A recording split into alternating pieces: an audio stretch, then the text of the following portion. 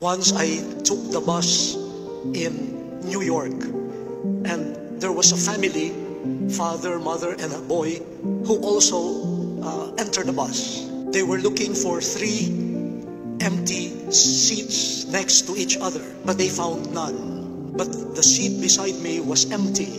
So the woman told the boy, her son, "You take that seat, sit beside the gentleman," meaning me.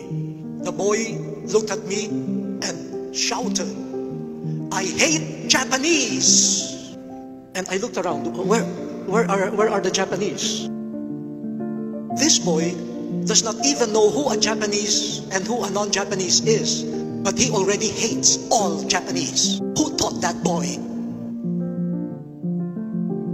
An individualistic culture, hating people that they have not met. So I told them, never mind. If you don't want to sit here, I take the whole seat. I'm not even Japanese. I'm Filipino.